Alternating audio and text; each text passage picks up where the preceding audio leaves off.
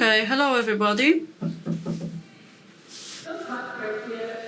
Who of you designs digital services? Please raise your hands. Okay. And who, as you design, ever thought about refugees as potential users of your applications and pages? Okay. I can see a few people here. We never did actually. But today I would like to tell you about why it's worth doing. I'm Agata Myers. I'm a consultant in Deloitte Digital, and I'm Zuzanna Siodła, and I'm a senior consultant in Deloitte Digital. Together we work for Experience Design team. Today we'll tell you about a few improvements you can implement in your daily work as you design services for your users. This seems simple to you, but for refugees, they could be game changers as far as their digital experience in Poland is concerned. This is Shamsul. Shamsul is 35 and he was born in Afghanistan. Every day he worked in the IT company and processed data. Over a year ago, he had to leave Afghanistan due to humanitarian crisis in the country. I don't want to be illegal. That's what he told us during the interview. And we were really moved by that. We wanted you to hear that too. Because after many efforts, he does have a job, he does have a banking account, but for how long? Shamsul and his card of temporary residence has expired. It's very difficult to get a new one. Shamsul may have his banking account closed down and he may be even released from his job. So he's really going into depression. He doesn't know what tomorrow brings. And people like Shamsul are more and more. We live in the times when there are some forcible migrants to Poland. A few months ago, when the war in Ukraine started, we were all made aware of this, but there is also the border crisis on the border with Belarus. So we are discussing it constantly, how to deal with the crises, but it's not really discussed in our design profession. We're wondering how we can use our skills to help those people. We have decided that the first thing to do is meet with them and talk to them, to understand their experience in Poland and what we can do to improve that. Thanks to Ocalenie Foundation and Deloitte Foundation, we conducted 11 individual in-depth interviews with people who came to Poland from European countries, Ukraine, Belarus, Georgia, from Asia like Afghanistan and Pakistan, and Africa, Gabon, Congo, Brazil, Democratic Republic of Congo. It was a very diverse group, and people were of different social and economic status back in their countries, but also various digital skills. 5 out of our respondents never spoke English. So 3 of the interviews were held in French, 2 by means of interpreters in Russian and in Georgian. Our design research problem was, what is the digital experience of refugees? Based on this question, we created a research scenario which included several aspects of living in Poland after you cross the border. So what exactly did we ask? First of all, we wanted to know what is the process of legalization for them, what is the refugee procedure, what are the challenges. Out of the legal aspect, we were also interested in more prosaic elements of their lives. So, what's the experience finding a flat, finding a job? What problems do they face opening a banking account or trying to make a doctor's appointment? What was the aim of our interviews? What did we want to achieve? As we said at the beginning, we wanted to learn how we can design services and products digital to increase their accessibility for this group of users. But also we wanted to start this discussion in our profession, because we think that so far the awareness that such users also use our services and we work for them is pretty low, and they can be the potential user of our products as well. In order to understand our users' problems better, we need to understand what road they go through after they cross the border. We focused on our respondents who came from countries beyond Europe mostly. After crossing the border, they are usually directed to closed facility. Their passport and mobile phone is taken away. They have 1 hour a week to talk to their dear ones. After a couple of months, they are moved to open facility. It's just residential facility. Their mobile devices are given back and they can even leave for 24 hours. When they are ready, they can go walk free, so-called freedom. It's theoretical freedom, actually. When we talked to our respondents, it turned out that the moment they are given their phone back and their access to digital services will be better, it's not easy after all, because the challenges are not expected. We'll talk to you about them soon, but I would like to add that we are focusing on respondents who are more prone to exclusion, social and digital exclusion. In the case of our studies, there were people who are from beyond Europe, and second,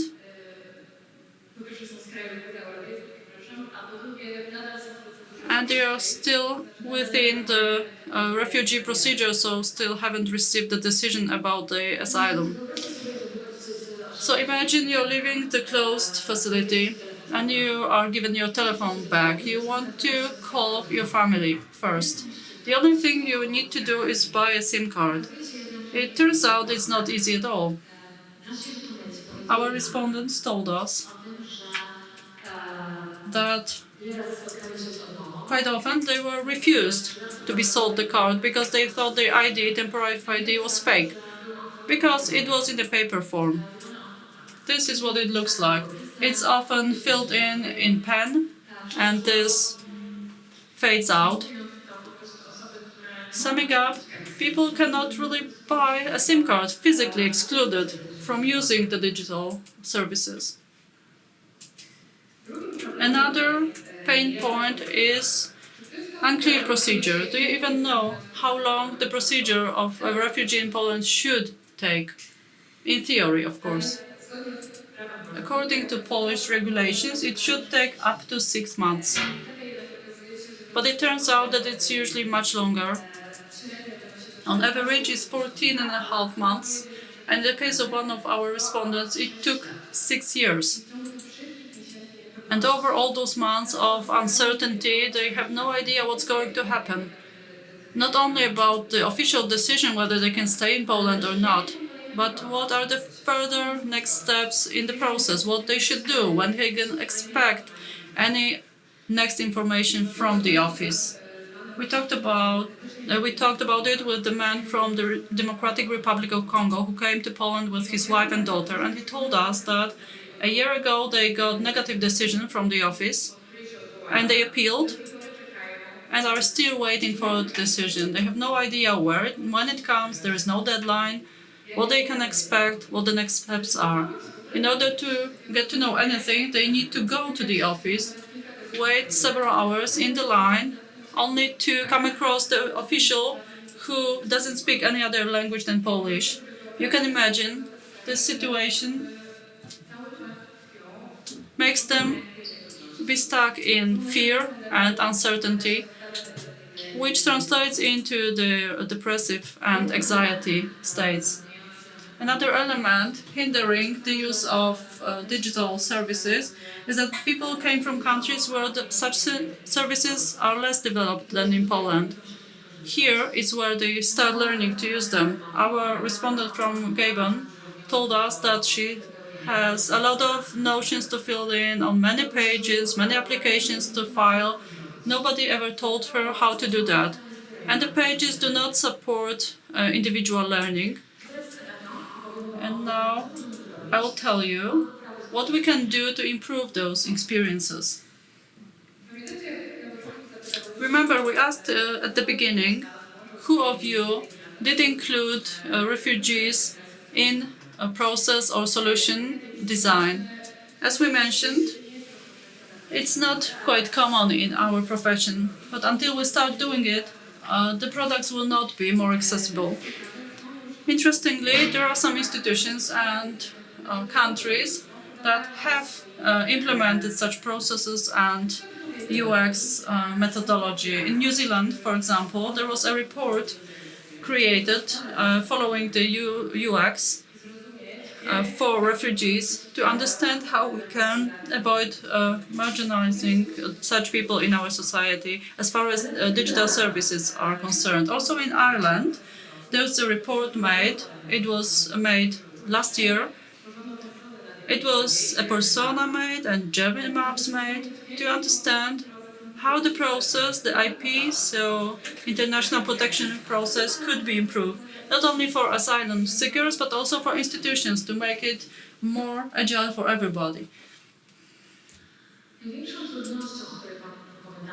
The biggest difficulty our respondents face is that they are waiting for a long time in uncertainty.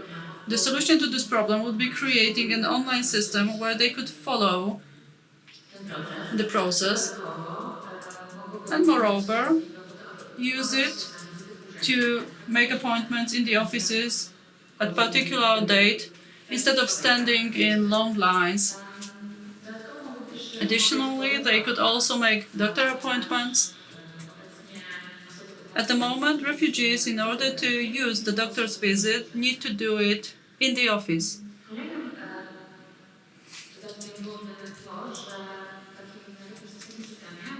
Such a system could have a digital version of ID, which could solve the previous problem I talked about, so the paper ID people think is fake. Here you can see what our government offers. It's a page where refugees can find information about how to go through the process. It's generally poorly done, as you can see. And there is additional system called Gimbal. And this is a phantom system. We have found it somewhere, dug it up in information on the government webpage, but none of our respondents ever mentioned it. And there is also an update to this system because it was told that the system is out of work, but since when and until when it was never mentioned. Our idea is to create a better system, and here is the progress tracker. As I said, they are waiting for the decision for a long time, and it's a very difficult process. A progress tracker would be a game changer in their case because they could follow the progress of their application. They can see when they filed the motion, and they have been through a candidate interview and what are the steps to come up. A better solution would be presenting it this way. So another language version. This is Arabic version, and it's also read from right to left. At the moment, the communication for our users is in Polish, in paper.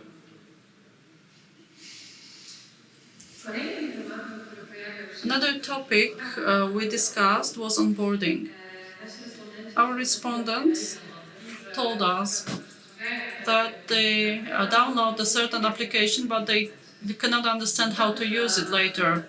Our Pakistani respondent told us that in her country, mobile banking never existed. So when she came to Poland, she did install this application, and not all the features are obvious and intuitive for her.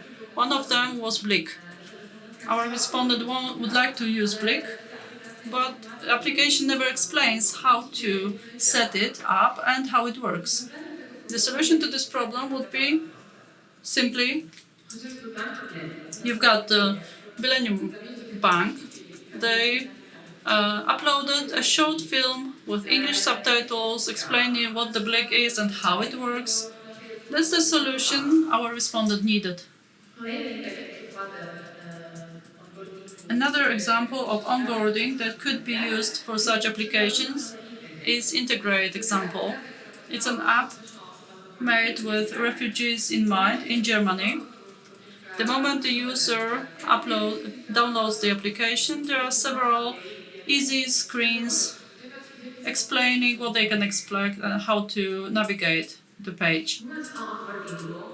Speaking of onboarding, we would like to show you a document we found on the page for foreigners in Poland. We found it ourselves. None of our respondents was aware it existed. It's called The First Steps in Poland. It's a manual for foreigners filing for international protection in Poland. We are really surprised that several first pages of the document refer to history of Poland, our policy, what's the weather in Poland, and that Polish people like grilling over the weekend. On page 14 you've got Polish cuisine information and our dumplings recipe. It was page 22 where people looking for actual information could find, if they even get there. There's the procedure and steps you have to go through. Of course, visually it's nasty. So the information architecture is really important. In the case of other users, like tourists, this document could be useful. For our respondents, it was hopeless. So the example of such good information architecture is Ref8 application, which was designed with refugees in mind. It's very simple, it's easy to understand, where assistance can be found referring to particular areas. Let's not focus on contrast here, but I'd like to show you the icons here, because if somebody doesn't speak English, they still can understand where they can find assistance in an area interesting to them. Another interesting app is Find Hello. It's an American application, also made for refugees. Here, designers applied icons that are culturally and ethnically diverse. Thanks to that, the users can identify with the app and they can feel it was made for them, they feel safe using it. Speaking of data security,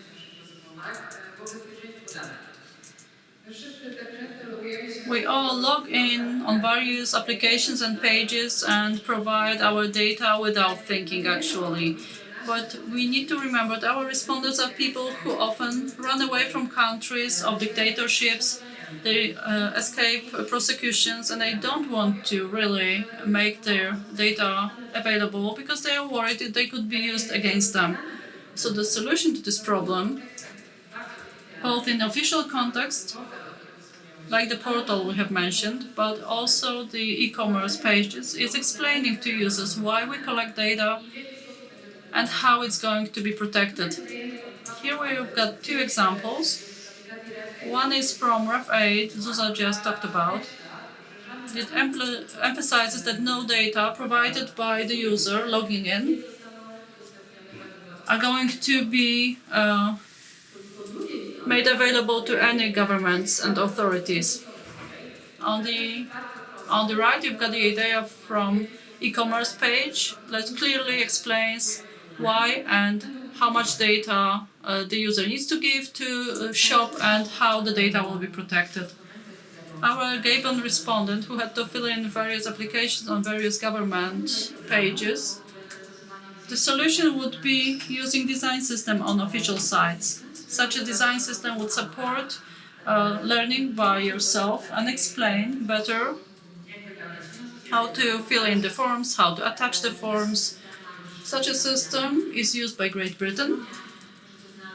On their page, you will find information on patterns, components that were pre-tested.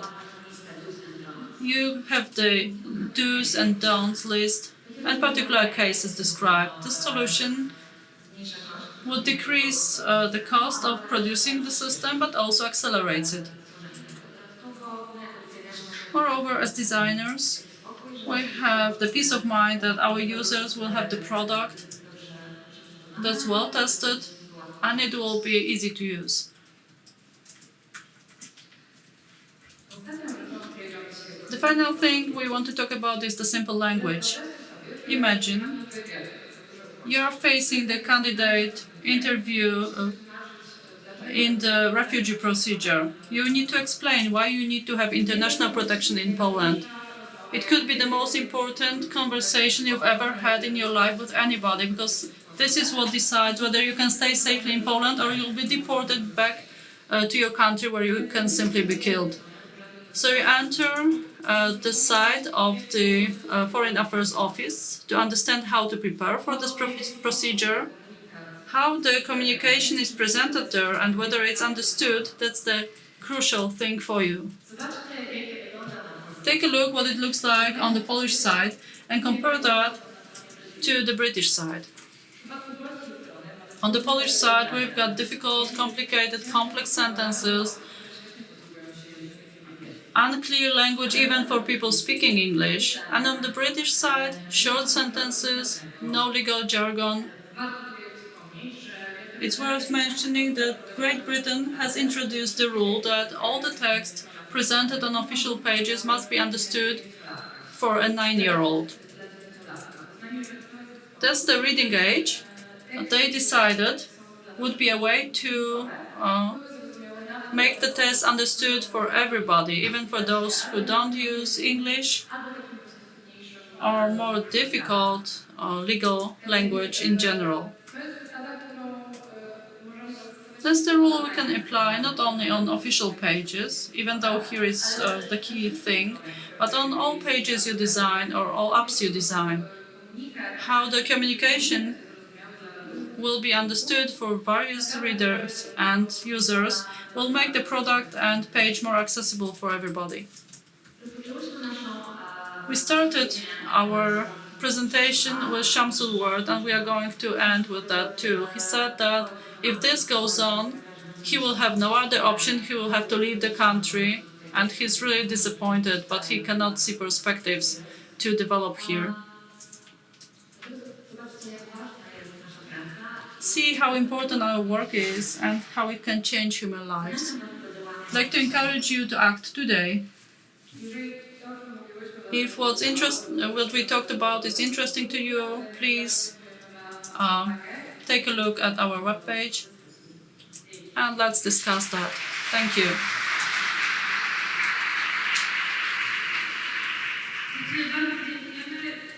Thank you so much, girls. A lot of really eye-opening information. Have you got any questions here? I'm sure there are. Raise your hands.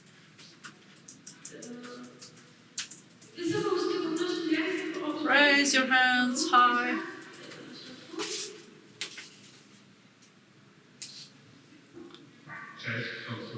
Hello. Thank you for your presentation. It's a great subject. Good you talk about it. Because there's been a really extreme emotion and some things we never sitting here, warmly at the conference, we never think about.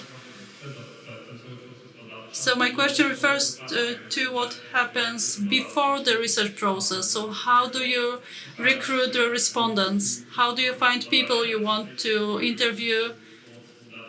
Or do you just use the foundation help? Do you get the list of the more hardcore cases, like somebody is waiting for the decision for 6 years in the process? Could you say something about the recruitment process of respondents, the refugees for your research? Because there were only 11 people there to research into such a broad area. Thank you for your question. The recruitment, as we said, was assisted by Ocalenie Foundation. We told them we really care for diverse research sample. We knew that in a big research wouldn't have the grant and representative sample, but we wanted them to be diverse from various cultural contexts and different countries. What we found important is there were people who have been in Poland for a few years the most, not people who have been here for 20 years. We were interested in those first steps. So we told the foundation that we were interested in people from various countries, and the age group should also be diverse, as well as the level of education of those people. Here, some of people we talked to in their original countries, they were on a very high social status, they were educated, and the others were not. Then, at the stage of recruitment, Foundation Ocalenie dealt with that, and people contacted with us when they were interested. What was interesting, as far as recruitment was concerned, was the matter of payment to respondents. We were really worried if they could get the money for interviews, but on the legal level, as it turns out, for people who are here for less than 6 months, they don't have the labor rights, so they wouldn't be given payment anyway. So finally, our respondents got vouchers, food vouchers, that they could simply exchange for food. I have a question on chat that continues this subject. How did you gain the refugees' experience during the research and also inviting them to the research? Were they open or were they worried to talk to you? Surely they trusted Foundation, and through this foundation we found respondents. They were sure, more or less, they knew what we were going to talk about, so not about the subjects that happened before they came to Poland, and then they contacted us. They also had the need to talk and to explain their situation further, because mostly they don't get any psychological support, so it was a kind of possibility to just talk about it and vent.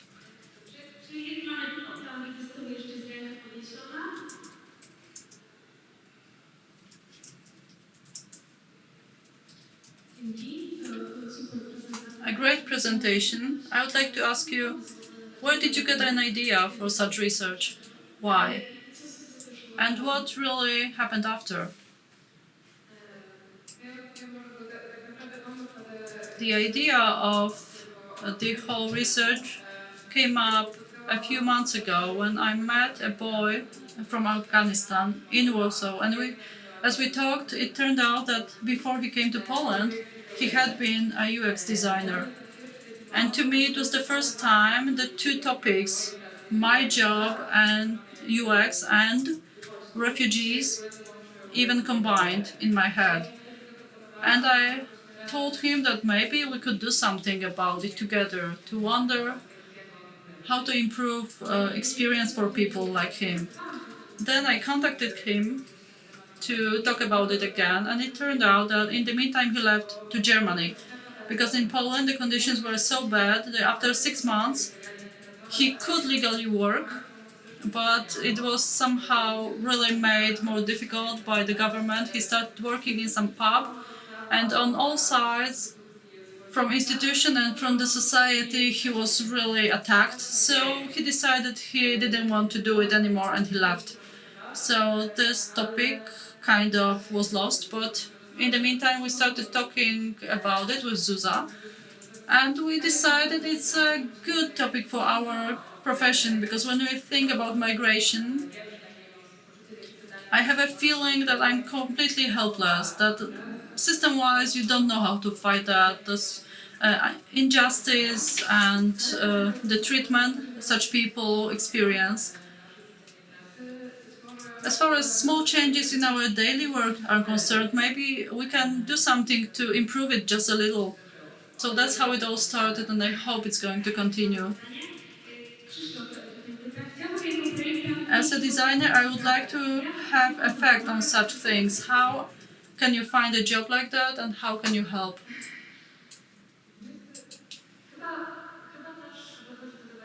I think it comes from yourself. In our case, it was a private project. You need to get interested in the situation, talk about it with foundations, find some possibilities where you can help. Another step would be suggesting a new manual. In our case, that's going to happen. The first steps for refugees, we would like to design a system. And you can just have your ideas entered on web pages. On one of the governmental sites, you can provide your ideas to improve.